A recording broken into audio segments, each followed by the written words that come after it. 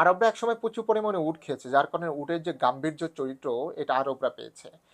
তুরস্কের বা তার্কির মানুষ একসময় ঘোড়ার মাংস খেয়েছে বলেই তাদের স্বভাব চরিত্রের মধ্যে ঘোড়ার তেজস্বিতা এবং সাহসিকতার গুণ তারা পেয়েছে। এবং ফিরিঙ্গি জাতি, যাদেরকে আমরা অমুসলিম বা সাদা চামড়ার ইউরোপিয়ান বলি, তারা শূকরের মাংস খাওয়ার কারণে তাদের মধ্যে লজ্জাহীনতা প্রবলভাবে দেখা যায়। এবং জাঞ্জিবার যেই জাতি, তারা বনে বাদরের বানর খাওয়ার কারণে তাদের মধ্যে অস্থিরতা এবং উল্লম্ফন লাফালাফির যে স্বভাব চরিত্র সেটা তারা পেয়েছে।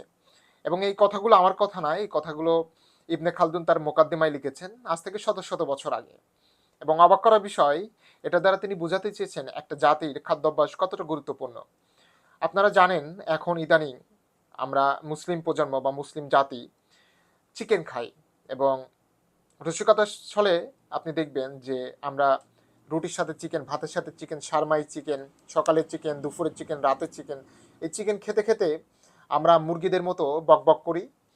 যেহেতু মুরগির কাজই হচ্ছে আওয়াজ করা সারাক্ষণ, এবং মুরগির দুইটা পাখা আছে পাখির মতো, কিন্তু মুরগি উড়তে পারে না। ঠিক তেমনিভাবে আমরা মুসলিমরাও এই মুরগির মতো আমাদের জ্ঞান গরিমা আছে, কিন্তু আমরা সেগুলো ব্যবহার করতে পারি না।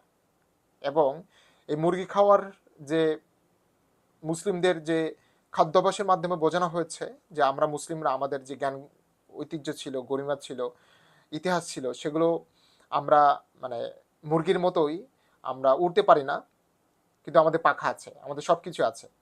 তো এটা দ্বারা আসলে বোঝানোর চেষ্টা করা হয়েছে, এই জন্য আমাদের মুসলিমদের কি খাচ্ছি কি না খাচ্ছি এটা খুবই গুরুত্বপূর্ণ একটা বিষয়।